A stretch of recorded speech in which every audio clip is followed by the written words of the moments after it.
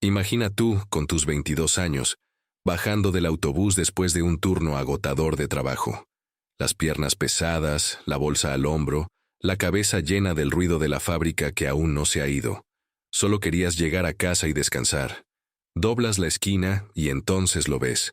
Tus cosas en la banqueta. La maleta cerrada con tu propio candado. La reja trabada por dentro. Y el silencio de tu padre valiendo más que cualquier explicación. Fue exactamente eso lo que le pasó a Yolanda una tarde de marzo, en un pueblo pequeño del interior de Michoacán. Ella tenía 22 años. Acababa de llegar del trabajo, y el hombre que había puesto la maleta en la calle era su padre. Yolanda aún no lo sabía. No podía saberlo en ese momento de dolor parada en la banqueta, que dentro de una casa vieja que ella ni conocía, en un rancho olvidado cerca de Pátzcuaro, alguien había guardado algo esperándola. Algo preparado en silencio, con cuidado, con una intención que solo el tiempo sabría revelar. Pero esa parte de la historia aún tardaba un poco en llegar. Antes, era preciso sobrevivir. La maleta era verde, descolorida, y Yolanda la usaba desde los 15 años. Era la única que tenía. Alguien había entrado al cuarto, sacado la ropa, doblado con cuidado, cerrado el candado de ella, el que estaba en el cajón del buró, y puesto todo en la calle como si fuera basura para recoger.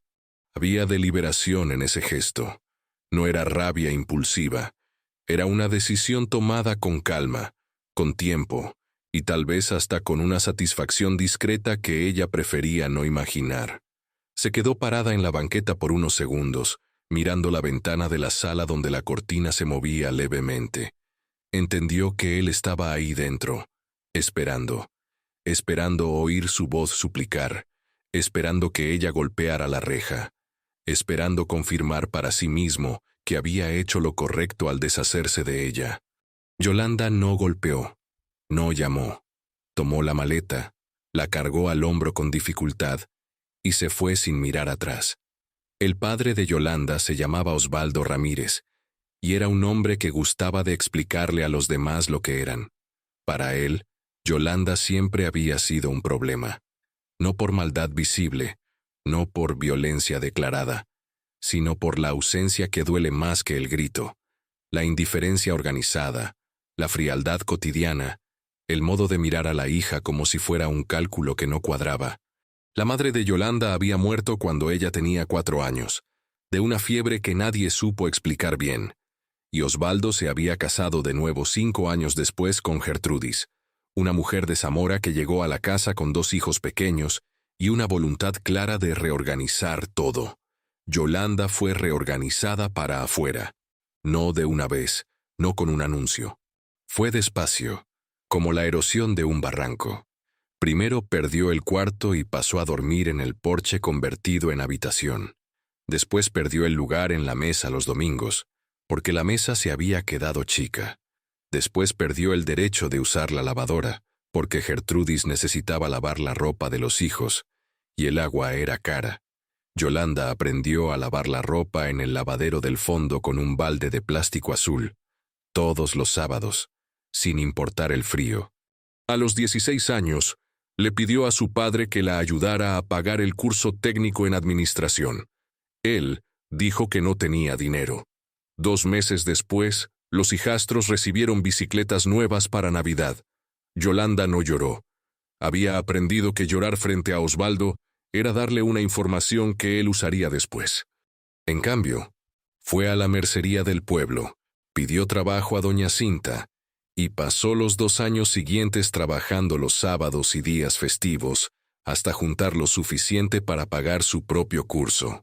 Si estás viendo esta historia por primera vez, suscríbete al canal ahora. Lo que viene después te hará entender por qué ciertas partidas son, en realidad, llegadas disfrazadas. Se graduó técnica en administración con 20 años. Osvaldo no fue a la ceremonia. Dijo que tenía un compromiso. Gertrudis mandó felicitaciones por mensaje de voz, con un emoji de confeti. Yolanda guardó el diploma en un sobre plástico dentro de la maleta verde. El empleo en la fábrica llegó poco después. por recomendación de una compañera del curso. No era lo que había soñado. Los sueños de Yolanda tenían la forma imprecisa de cualquier cosa que fuera suya misma. Un espacio, un proyecto, un huerto, un suelo que nadie pudiera quitarle de debajo de los pies. Pero la fábrica pagaba, y pagar era lo que importaba en ese momento. Siguió viviendo en la casa de su padre porque el alquiler en Zamora estaba caro, y porque por más fría que fuera esa casa, era un techo. Pagaba una cantidad mensual a Osvaldo, una especie de pensión que él nunca pidió formalmente, pero que dejó claro que esperaba. Yolanda pagaba sin discutir. Formaba parte del cálculo. El motivo de la maleta en la banqueta lo supo después por una vecina. Era simple y cruel en su simplicidad. Gertrudis había decidido remodelar el porche donde Yolanda dormía. Quería transformar el espacio en un escritorio para el hijo mayor, que había sido contratado para trabajar en casa. Osvaldo había aceptado de inmediato, y la solución para Yolanda había sido la calle, sin aviso, sin plazo, sin plática. Yolanda fue a la pensión de doña Nora, en la calle de atrás, y pagó la primera semana por adelantado con el dinero que tenía en la cartera. El cuarto era pequeño, con olor a moho viejo y cal fresca. Una ventana que daba al muro del vecino. Una cama individual con colchón delgado y un ventilador de techo que crujía toda la noche como si se quejara de existir. Puso la maleta verde en la esquina. Se sentó en el borde de la cama y se quedó así por un tiempo que no supo medir. No lloró. Solo miró la pared y contó las grietas del estuco como quien cuenta los días de una condena. Se acostó sin cenar. Se quedó oyendo el ventilador crujir como si fuera la única voz dispuesta a hacer compañía en esa hora. No durmió bien esa noche, ni en las 3 semanas siguientes, pero por la mañana, en cada una de esas mañanas, se levantaba, doblaba la sábana con el esmero de quien tiene orgullo en lo poco que tiene, tomaba el café negro que doña Nora dejaba en el termo y se iba a trabajar. Había una dignidad en eso que no dependía de la aprobación de nadie. Los domingos, cuando la pensión se ponía más callada, Yolanda se sentaba a la mesa de la cocina con la libretita de tapa negra donde anotaba cada peso gastado y cada sobrante marcado con un círculo a pluma azul. En esos domingos silenciosos, miraba por la ventana que daba al muro gris del vecino y se quedaba pensando cómo sería tener una ventana que diera a algo vivo. Un árbol, un pedazo de cielo con pajaritos. Fue al final del segundo mes en la pensión que el destino puso frente a ella algo que no estaba buscando.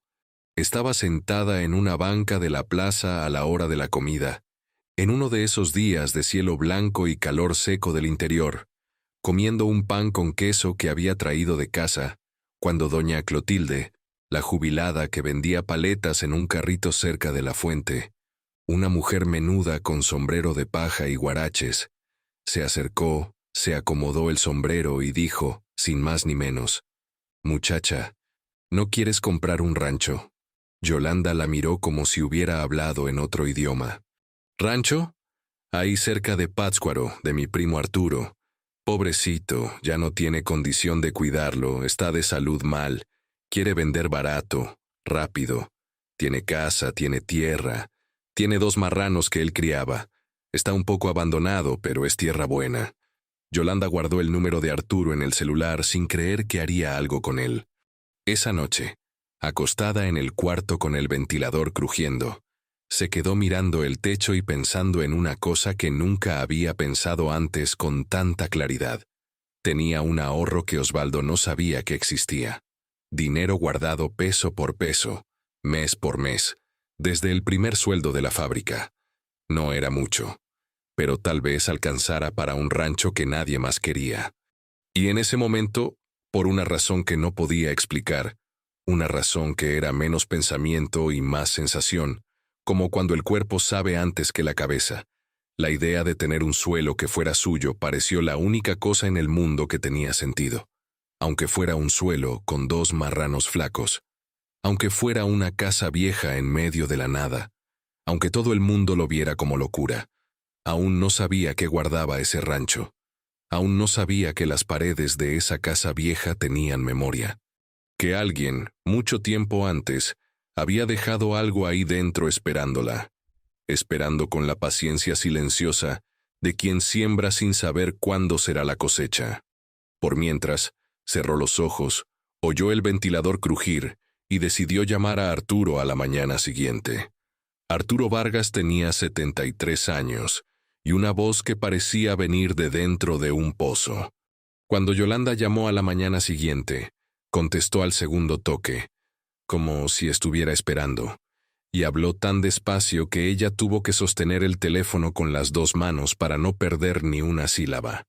¿Quieres ver el rancho o quieres comprarlo sin ver?, preguntó sin rodeos. Quiero verlo primero, respondió ella. Entonces ven el sábado. Te mando la dirección. No fue una conversación larga. Pero cuando colgó, sintió algo en el pecho que no sabía nombrar bien. No era alegría, no era esperanza exactamente. Era más parecido a la sensación de haber virado en una dirección que tenía sentido, aunque no supiera a dónde llevaba. El sábado, se despertó antes del sol. Dobló las ropas en la maleta verde con más cuidado del necesario, como si el gesto pudiera organizar también lo que tenía adentro. Tomó el autobús de las 6 para Pátzcuaro con un lonche de arroz frío, envuelto en papel aluminio, y la libretita de tapa negra en el fondo de la bolsa. Miró por la ventana todo el tiempo, viendo el campo abrirse y cerrarse entre las curvas del camino. El zacate dorado, las vacas paradas en el pastizal como si fueran esculturas. Arturo la esperaba en la entrada del rancho recargado en un portón de madera que necesitaba pintura. Era un hombre menudito, de piel morena y manos grandes de más para el cuerpo, usando un sombrero de cuero gastado que no se quitó en ningún momento. La saludó con un apretón de mano firme y no dijo nada más. Empezó a caminar y ella lo siguió. El rancho tenía poco más de 4 manzanas. Una casa de adobe con techo de teja, porche al frente con 2 postes de madera descascarada, donde una enredadera ya empezaba a subir sin pedir permiso. La cocina era de estufa de leña con una chimenea de ladrillo que se había ennegrecido de humo hasta adquirir un color propio, casi elegante. 2 cuartos pequeños, un baño construido después. Se notaba donde la pared nueva encontraba la pared vieja, la diferencia de color entre los estucos contando, sin palabras, que la casa había crecido en etapas, que alguien había ido agregando cuartos conforme la vida lo pedía. El patio tenía un árbol de mango cargado, uno de guayaba con el tronco grueso de quien tiene muchos años, y un gallinero vacío con la puerta entreabierta. El olor del lugar era de tierra húmeda y hoja verde, con algo por debajo que era casi dulce, casi familiar, como si la tierra guardara un perfume antiguo que ella no sabía de dónde conocía. Al fondo, en un corral de tablas, estaban los 2 marranos. Yolanda los vio de lejos y se quedó parada. Eran flacos de un modo que daba lástima. No enfermos, solo olvidados. El tipo de flaqueza que viene de alimento escaso y poca atención. Estaban parados, uno al lado del otro, mirándola con esa expresión sin juicio que tienen los animales cuando están cansados, pero aún no se han rendido. ¿Tienen nombre?, preguntó ella. Arturo miró a los marranos como si la pregunta fuera nueva. Al grande le decía el coronel, al chiquito no tiene nombre. Siempre le dije marrano chiquito nomás. Ella asintió con la cabeza. Se quedó un rato más mirándolos. Después siguió. La casa por dentro tenía olor a tiempo. Ese olor específico de cuarto cerrado que no es malo, solo antiguo, como páginas de libro viejo. Las paredes estaban blanqueadas con manchas de humedad en las esquinas. El piso era de madera oscura, suelto en algunos lugares, firme en otros. La cocina tenía un estante de madera con unos frascos de conserva vacíos y una lata de café oxidada que nadie había quitado. En el cuarto más pequeño, había una cama de hierro recargada en la pared, y encima de ella, un colchón enrollado amarrado con mecate. En la pared, un solo clavo. Nada colgado en él. Yolanda se detuvo en ese cuarto por más tiempo que en los otros. Había algo en ese clavo vacío que no podía explicar. Algo que la hacía querer saber que había estado colgado ahí antes, pero no preguntó. Guardó el pensamiento y salió. El precio que Arturo pidió era bajo. Bajo lo suficiente para que ella pagara al contado con el ahorro, y aún le sobrara un poco. No regateó. Él no pareció aliviado ni sorprendido. Solo firmó los papeles con la misma calma con que había caminado por el rancho, como alguien que ya había hecho las paces con la decisión mucho antes de ejecutarla. Antes de irse, cuando Yolanda ya estaba de vuelta en el portón de madera con la bolsa al hombro, Arturo dijo una cosa que ella no esperaba. Esta tierra fue de una mujer antes que yo. Me la vendió cuando se puso muy enferma para cuidarla, pero ella dejó unas cosas ahí dentro. Nunca tuve valor de tocarlas. Pensé que no era mi lugar. Yolanda se volvió hacia él. ¿Qué tipo de cosas? Él frunció el ceño, miró al suelo. Cosas de mujer, cosas guardadas. Hay un baúl en el cuarto debajo de la cama. Nunca lo abrí. Ella se quedó mirándolo por un momento. Y esa mujer sabe su nombre. Dominga, dijo él. Todos le decían Dominga. El nombre de pila nunca lo supe. Después de eso, no dijo nada más. Y Yolanda se fue con ese nombre en la cabeza, repitiéndolo solo como una pregunta que aún no tenía respuesta. Se mudó 3 semanas después. Una mañana de jueves con cielo nublado que amenazaba lluvia, pero no llovió. Trajo la maleta verde, 2 cajas de cartón con ropa y utensilios de cocina comprados en el tianguis de Doña Nora, un colchón nuevo enrollado en plástico que amarró en el techo del carro prestado de un compañero de la fábrica, y una mata de albahaca en un vaso plástico que había brotado en el alféizar de la ventana de la pensión. Ella había regado esa mata todos los días con una cuchara de agua, no por costumbre sino por terquedad, como si mantener viva esa plantita en un vaso en una ventana que daba a un muro fuera una forma de probar algo para sí misma. El compañero que prestó el carro se llamaba Reinaldo.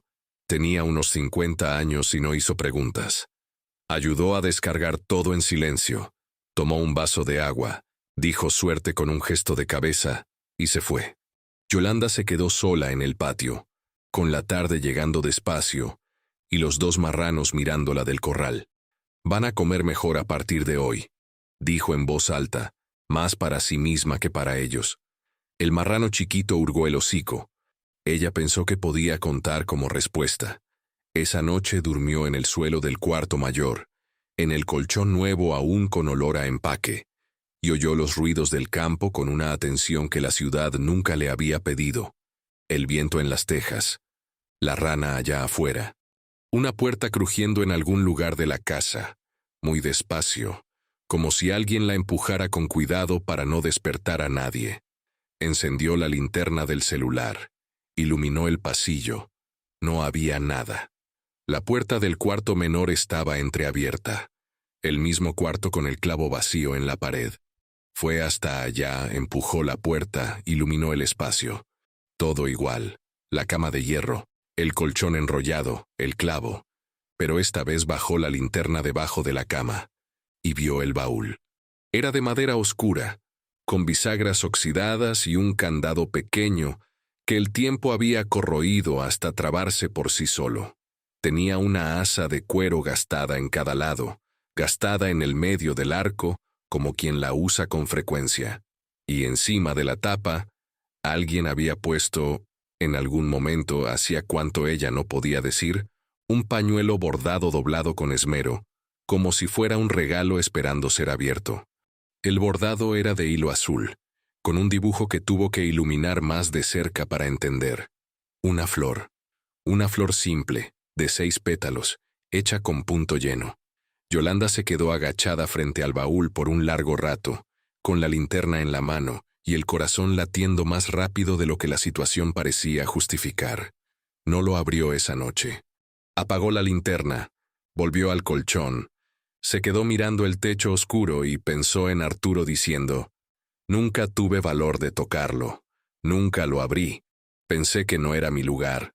Y se quedó preguntándose, si no era su lugar, ¿de quién sería? Esperó 3 días. No por miedo exactamente, sino por un respeto que no sabía explicar, como quien siente que ciertas cosas piden tiempo antes de ser tocadas. En esos 3 días, Yolanda trabajó. Limpió la cocina con agua y vinagre, quitó las telarañas de las esquinas del techo con una escoba amarrada a un mango de azadón, fregó el piso de madera con trapo húmedo, hasta que la madera oscura volvió a brillar. Alimentó al coronel y al marrano chiquito 2 veces al día con una mezcla de maíz molido y sobras de comida. Y fue viendo, despacio, cómo los dos recuperaban una postura que antes no tenían, como si comer bien fuera también una forma de recordar que existían.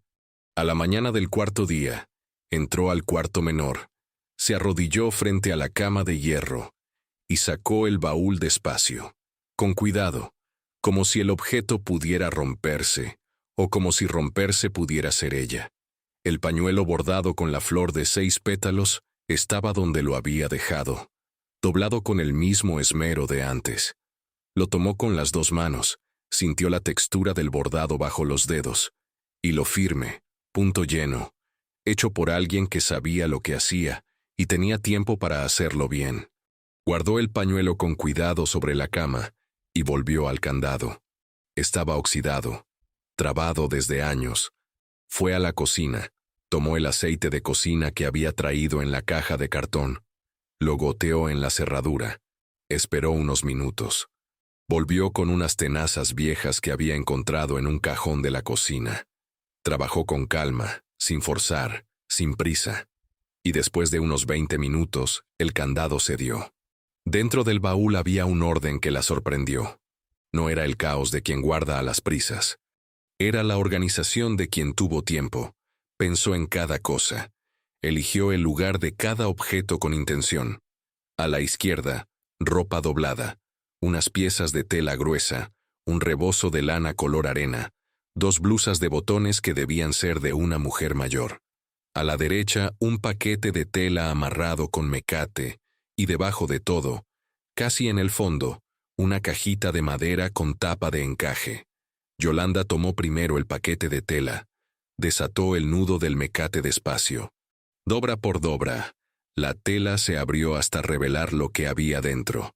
Fotografías, no muchas, unas 15, 20, en blanco y negro, de tamaños diferentes, algunas con las orillas onduladas por el tiempo. Las tomó con la punta de los dedos, como quien sostiene algo que puede deshacerse. La primera mostraba a una mujer joven frente a una casa. Esta misma casa, reconoció el porche con los 2 postes, la enredadera que entonces era menor y subía solo por el primer poste. La mujer usaba un vestido de lunares y sonreía de un modo que parecía involuntario, como si el fotógrafo hubiera capturado un momento que ella no había preparado. El cabello estaba recogido con un pañuelo con bordado, se dio cuenta, inclinando la foto a la luz de la ventana. Un bordado de flor, 6 pétalos, el mismo pañuelo que estaba sobre la tapa del baúl. Yolanda sintió un escalofrío subir por el brazo, sin que el cuarto estuviera frío. Tenía algo en los ojos de la mujer que se quedó mirando por un tiempo sin poder nombrar. Una ligereza, una paz que no era ingenuidad. Era el tipo de paz que se conquista después de mucho trabajo, después de mucho sufrimiento tragado, después de muchas mañanas levantadas sin que nadie pidiera levantarse. En el reverso de la fotografía, escrito a lápiz con letra firme y menuda, Dominga, 1971. Primer invierno en el rancho. Yolanda se quedó inmóvil. Dominga. El nombre que Arturo había dicho. La mujer que había vivido ahí antes, que había dejado cosas guardadas, que había vivido en esa casa que ahora era suya. Miró las otras fotografías una por una, con la misma lentitud de quien hojea un libro que sabe que no va a querer terminar. Dominga más joven, Dominga más vieja. Dominga en el patio con un canasto de ropa lavada aún chorreando agua. Dominga sentada en el porche con una taza en la mano, mirando el horizonte que Yolanda ahora también veía cada mañana. En ninguna de las fotos posaba de forma ensayada. En todas parecía estar en medio de una vida que valía la pena vivir, y que había sido vivida aquí, en este suelo, debajo de este mismo árbol de mango. Había una foto, cerca del final del conjunto, que hizo que Yolanda se detuviera más tiempo que en las otras. Mostraba a Dominga joven, debía tener unos 20 años, tal vez menos, sentada en una silla dentro de lo que parecía ser un cuarto, con un bebé en el regazo. Miraba a la niña con una expresión que no cabía en una sola palabra. En el reverso, sin fecha, escrito con la misma letra menuda, ella va a ser fuerte. Ella va a saber qué hacer. Yolanda volteó la fotografía. La volteó de nuevo. La leyó una vez más. Ella va a ser fuerte. Ella va a saber qué hacer.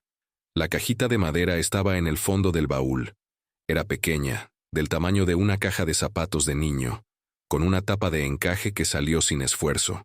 Dentro había 3 cosas: una credencial de elector plastificada y gastada, un rosario de cuentas oscuras enrollado con cuidado y un sobre Kraft cerrado con sello de cera roja, que el tiempo había amarilleado pero no roto.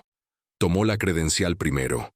La foto era en blanco y negro, la impresión ya borrada en las orillas. Pero el rostro era reconocible. Dominga, más vieja que en las fotos, con la mirada directa a la cámara con esa misma paz conquistada. El nombre completo estaba impreso con claridad: Delfina Concepción Ramírez.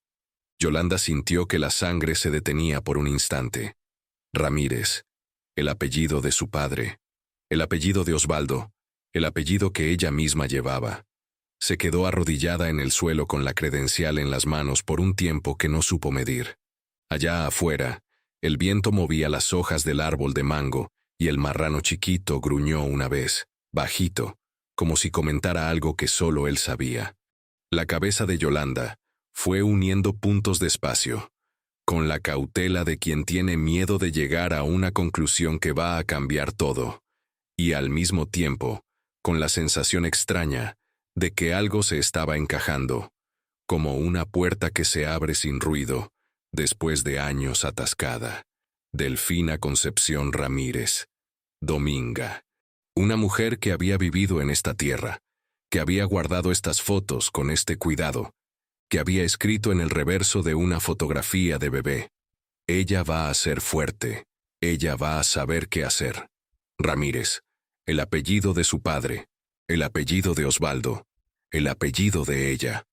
Estaba intacto, nadie lo había abierto. Estaba esperando, hacía cuánto ella no sabía. Pero estaba esperando, con una paciencia que avergonzaba los años, por alguien que llegara hasta ese baúl, que lo abriera con cuidado, que entendiera lo que había ahí. Con los dedos levemente temblorosos, Yolanda rompió el sello. Dentro había una carta. 3 páginas escritas frente y reverso con la misma letra menuda y firme de las fotos, en tinta azul que el tiempo había desvaído a un tono de cielo de lluvia. Abrió la primera página despacio, con el cuidado de quien sabe que el papel viejo tiene memoria en las dobleces y puede partirse si se fuerza. Leyó el principio en silencio, con los labios casi moviéndose, como si necesitara sentir el peso de cada palabra en la boca antes de dejarla entrar. Si estás leyendo esto, es porque llegaste hasta aquí, y si llegaste hasta aquí, es porque necesitabas llegar. No sé tu nombre, no sé tu cara, pero sé que vas a entender, porque quien llega hasta este baúl ya pasó por muchas cosas para no entender. Yolanda pausó. Reloó la última frase. Sintió que la respiración se volvía más lenta. Quien llega hasta este baúl ya pasó por muchas cosas para no entender. Miró el cuarto alrededor, la cama de hierro, el clavo vacío en la pared, la ventana pequeña que daba al patio, donde el árbol de guayaba se mecía levemente en el viento de la tarde. Después miró de vuelta a la carta, la dobló sobre las rodillas, cerró los ojos por un momento. Sintió algo dentro del pecho que no era ya solo ella. Era la suma de todas las mujeres que habían sobrevivido en silencio y dejado algo atrás para que otra no tuviera que empezar de cero. Después abrió los ojos y siguió leyendo. La carta contaba una historia que Yolanda no estaba preparada para oír, pero que, al mismo tiempo, parecía haber sido escrita exactamente para ella. Dominga había nacido en Zamora, hija de un hombre severo y de una mujer que murió temprano. Creció como hija mayor de una familia que no tenía sobras de nada, ni de comida, ni de cariño, ni de paciencia para las preguntas que ella hacía.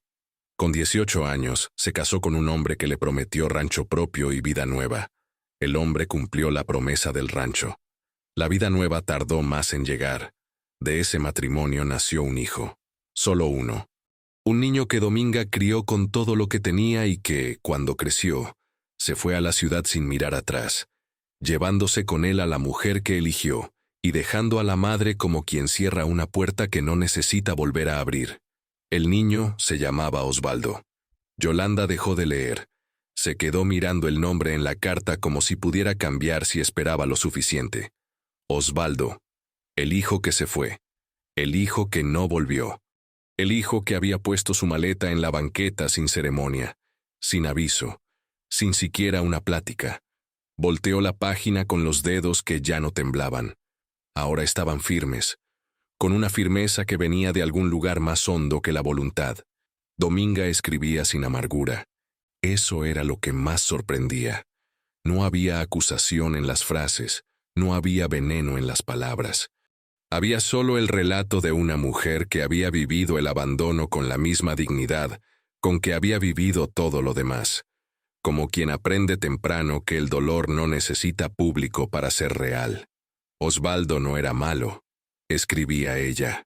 Era asustado, y hombre asustado hace mucho daño sin darse cuenta de que lo está haciendo. Yolanda releyó esa frase 3 veces. Después siguió.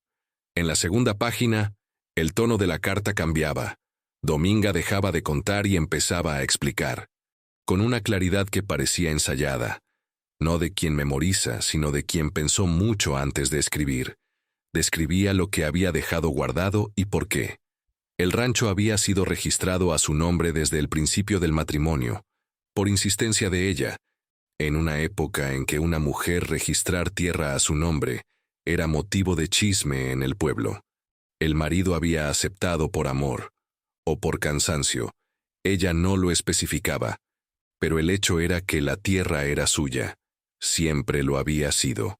Cuando la salud empezó a fallar, y quedó claro que no tendría más condición de manejar el rancho sola, Dominga buscó a un abogado en Pátzcuaro, no para vender, para dejar registrado lo que debía pasar con la tierra después de que ella se fuera. No se fuera de este mundo. Hacía cuestión de escribir con un humor sutil que Yolanda sintió casi como un apretón de manos. Si no se fuera de esta casa, a la ciudad, cerca de alguien que pudiera cuidarla. Había vendido a Arturo con una condición verbal, no registrada en notaría, pero sellada con el carácter del hombre. Que él vendiera la tierra cuando no pudiera más cuidarla, a quien llegara sin arrogancia y sin prisa, a quien mirara los marranos con lástima, antes de mirar la casa con codicia. Arturo sabe reconocer gente, escribía ella. Confío en su ojo más que en papel de notario. La tercera página era la más corta, y la más pesada. Dominga escribía directamente, sin rodeos, como quien sabe que el papel puede acabar antes que la historia. En este baúl hay más que fotografías y ropa vieja. En el fondo, debajo del rebozo de lana, hay un sobre más grande.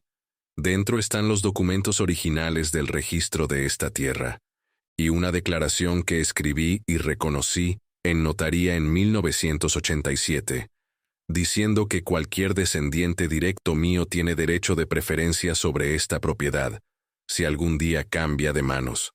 No sé si eso tiene valor legal hoy en día, pero tiene valor de intención, y a veces la intención cuenta más que la ley. Yolanda bajó la carta despacio, miró el baúl, el rebozo de lana doblado a la izquierda que había dejado de lado cuando tomó el paquete de las fotos. Se levantó, fue al baúl, apartó el rebozo con cuidado. Debajo había un sobre más grande, amarillo, del tipo que usa la notaría, cerrado, con el nombre Delfina Concepción Ramírez, estampado en la esquina superior. Lo abrió con una calma que sorprendió a ella misma. Dentro estaban exactamente lo que la carta prometía: los documentos de registro de la tierra, amarillentos pero legibles, y una hoja de declaración con firma reconocida y sello de notaría de Pátzcuaro, fechada en marzo de 1987. La declaración era simple, directa, escrita en lenguaje notarial, pero con una intención que atravesaba el papel. Declaro que es mi voluntad expresa que cualquier descendiente directo de mi línea, comprobado por documentación, tenga derecho de preferencia en la adquisición o recuperación de esta propiedad, en cualquier circunstancia futura. Yolanda leyó 2 veces. Después dobló el documento con cuidado, lo puso de vuelta en el sobre, y se quedó sentada en el suelo del cuarto por un tiempo largo, con el sobre en el regazo y la espalda recargada en la cama de hierro, oyendo el viento allá afuera y al coronel moviéndose en el corral. Ella era nieta de Dominga. No había modo de tener certeza aún. No había modo de tener certeza sin búsqueda en notaría, sin plática con Osvaldo, sin documentos que aún no tenía. Pero el apellido, el pueblo, la fecha, el hijo llamado Osvaldo que se había ido, todo apuntaba a un lugar que aún tenía miedo de nombrar en voz alta. Fue en esa misma semana que el problema apareció. Estaba en el porche una mañana de viernes, tomando el desayuno con la taza entre las manos y los ojos en el patio donde el marrano chiquito había empezado a olfatear la cerca, con una curiosidad nueva que le gustaba observar, cuando un carro se detuvo frente al portón. Nuevo, plateado, con placas de Morelia. Bajó un hombre, unos 40 años, traje sin corbata, portafolios de cuero en la mano, y caminó hasta ella con el paso de quien está acostumbrado a ser recibido antes de anunciarse. El tipo de paso que aprende a no pedir permiso. ¿La señora es la dueña actual?, preguntó sin saludo. Sí, respondió Yolanda sin levantarse. Él abrió el portafolios, sacó un papel doblado en 3, se lo extendió con 2 dedos como si fuera un favor. Soy representante de una constructora de Morelia. Tenemos interés en esta área. La propuesta está ahí. Es bastante generosa para un terreno de esta condición. Yolanda miró el papel sin tomarlo. Notó la expresión que el hombre hizo cuando se dio cuenta de que no lo iba a tomar. Una expresión rápida, casi invisible, de quien no está acostumbrado a ser ignorado. No está en venta. El hombre sonrió de un modo que no era sonrisa. La señora podría querer reconsiderarlo. La región se está desarrollando. Quien no vende ahora, vende después por menos. Hizo una pausa corta, calculada. O a veces no vende, pero tampoco logra quedarse. Ella lo miró a los ojos con una calma que ella misma no esperaba de sí. Después dijo, «Buenos días». El hombre se quedó parado por unos segundos, como si no estuviera acostumbrado a la frase usada como despedida. Después guardó el papel, se dio la vuelta, volvió al carro y se fue levantando polvo en el camino de terracería. Yolanda se quedó mirando el carro desaparecer al final del camino de terracería hasta que el polvo bajó y el silencio del rancho volvió entero. El coronel se había quedado quieto durante la visita, como si sintiera la tensión en el aire. Ahora volvía a moverse en el corral, refunfuñando bajito. Tomó el sobre amarillo que estaba sobre la silla al lado de la taza de café ya frío. No sabía aún qué valía ese papel en la ley de hoy. No sabía si la declaración de Dominga resistiría a una constructora con abogados de Morelia. No sabía si el apellido era suficiente, si los documentos serían aceptados. Pero sabía una cosa que no cabía en ningún papel. No había llegado hasta aquí. No había sobrevivido a la casa del padre, a la pensión, a los años de balde de plástico azul y diploma guardado en sobreplástico, para renunciar a un suelo que tal vez siempre hubiera sido suyo, que tal vez hubiera sido preparado para ella mucho antes de que supiera que lo necesitaba. Entró a la casa y empezó a buscar el número de un abogado. El abogado se llamaba Demetrio. Tenía 60 y tantos años, oficina en un local arriba de una farmacia en Pátzcuaro, y el tipo de calma que viene de haber visto mucho, sin dejar que nada lo asustara para siempre. Cuando Yolanda entró con el sobre amarillo en la mano y empezó a contar la historia, él la oyó sin interrumpir. No anotó nada en los primeros 10 minutos. Solo oyó, con los codos en la mesa y los dedos entrelazados, mirándola con la atención de quien sabe que la historia que está oyendo va a exigir cuidado. Cuando terminó, él se quedó en silencio por un momento. Después extendió la mano. «Dame el sobre». Lo abrió con cuidado. Leyó los documentos con lentitud. Volvió 2 veces a la declaración de 1987. Después posó todo sobre la mesa y dijo: «La declaración tiene valor. No es un testamento, pero es una manifestación de voluntad con firma reconocida en notaría. Combinada con la comprobación del vínculo familiar, sostiene una acción de preferencia». Hizo una pausa. «¿Tienes documento que compruebe el parentesco con Delfina Ramírez? Mi apellido es Ramírez. Mi padre es Osvaldo Ramírez, nacido en Zamora». Demetrio asintió despacio. «Vamos a necesitar el acta de nacimiento de tu padre y de la madre de él. Si él consta como hijo de Delfina, el vínculo está establecido». La miró. «¿Tienes contacto con tu padre?» Yolanda se quedó callada por un segundo. «Tengo el teléfono». No llamó ese día, ni el siguiente. Se quedó en el rancho por 3 días cargando esa tarea en el bolsillo como quien lleva un peso que sabe que va a tener que soltar en algún momento, pero aún no ha encontrado el lugar correcto. Por las mañanas, alimentaba al coronel y al marrano chiquito, que ya habían engordado lo suficiente para tener presencia en el corral. Plantó la mata de albahaca en una esquina del patio, cerca de la cerca, donde tomaba sol de la mañana. Empezó a limpiar el gallinero con la idea vaga, aún sin forma, de poner gallinas después. Por las tardes, se sentaba en el porche y releía la carta de Dominga. No toda, solo algunas partes. En especial esa frase que había releído más veces de las que podía contar. Osvaldo no era malo, era asustado. Y hombre asustado hace mucho daño sin darse cuenta de que lo está haciendo. Pensaba en su padre, en el modo en que la miraba como si fuera un cálculo que no cuadraba, en la Navidad de las bicicletas, en la ceremonia a la que no fue, en la maleta en la banqueta. Y pensaba también, por primera vez, con una dificultad que era real y no fingida, si había algo de asustado en ese hombre que no había sabido ver. No era perdón. Aún no. Tal vez nunca lo fuera, de forma completa. Pero era algo diferente de la rabia pura. Y esa diferencia tenía el tamaño exacto de una frase escrita por una vieja señora que había sido abandonada por el mismo hijo. Y aún así había encontrado generosidad para no hacerlo un monstruo de papel. Al 4.º día, llamó.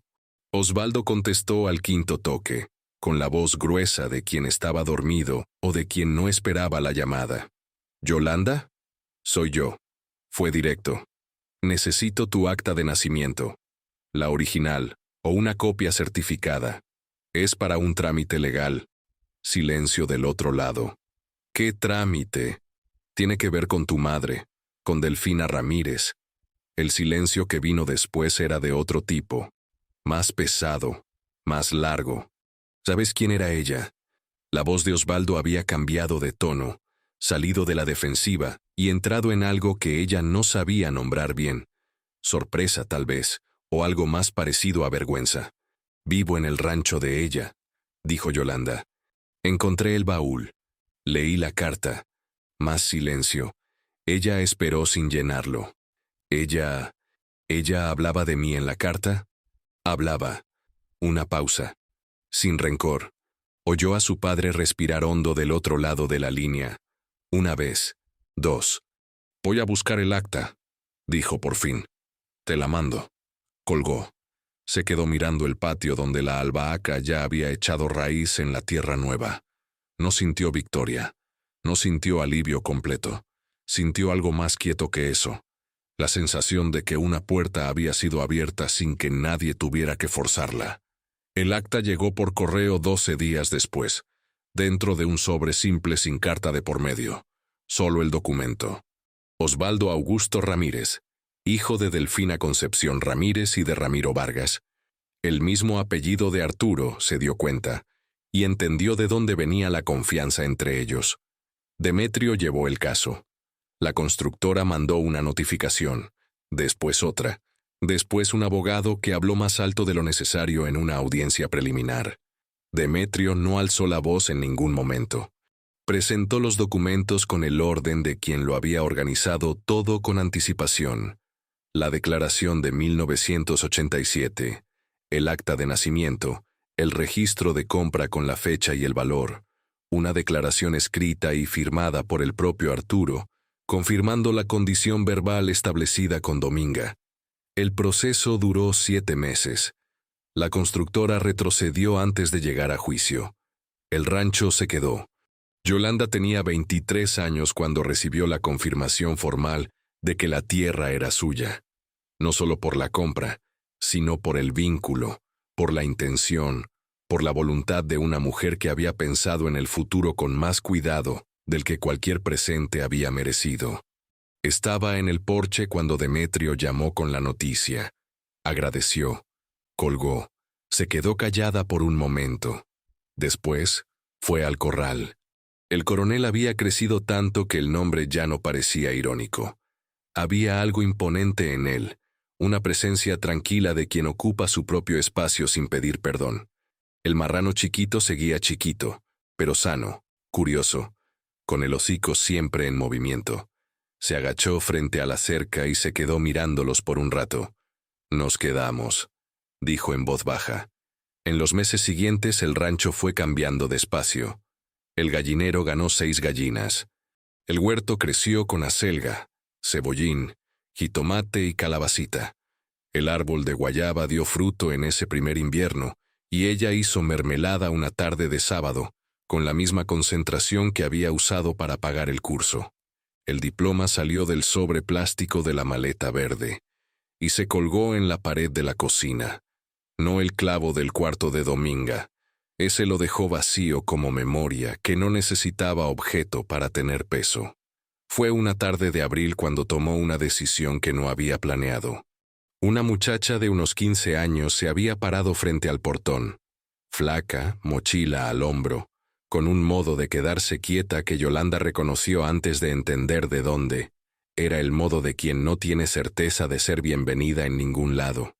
La llamó desde el portón. La muchacha entró con cuidado. Se llamaba Estrella. Había salido de casa después de una pelea con el padrastro. Yolanda hizo café, puso pan en la mesa, y no hizo preguntas hasta que la muchacha estuviera lista para responder. Estrella se quedó 3 días. Volvió a casa con el número de Yolanda anotado en el brazo con pluma y una instrucción. Si necesitas, llamas antes de quedarte en la calle. No fue la última vez que alguien tocó ese portón necesitando un lugar para respirar. Yolanda no había planeado que el rancho se convirtiera en eso. Pero cuando pensó en Dominga, en la mujer del vestido de lunares que había vivido en esa tierra con dignidad y dejado algo guardado para quien viniera después, entendió que la tierra ya tenía esa vocación antes de que ella llegara. Que algunas historias no empiezan con uno, solo pasan por uno, y uno elige si las va a cargar con cuidado o las deja caer. Ella eligió cargar. En la pared del cuarto menor, el cuarto de Dominga como había empezado a llamarlo, el clavo vacío seguía en el mismo lugar. Pero ahora había algo en él. El pañuelo bordado con la flor de 6 pétalos, doblado y colgado con cuidado, como un cuadro sin marco. Era el único adorno del cuarto, y era suficiente. Si esta historia tocó algo en ti, suscríbete al canal y dale like. Y cuéntanos en los comentarios, ¿de qué ciudad estás viendo esta historia? Leemos cada mensaje, y saber que estás del otro lado es lo que hace que estas historias valgan la pena contar.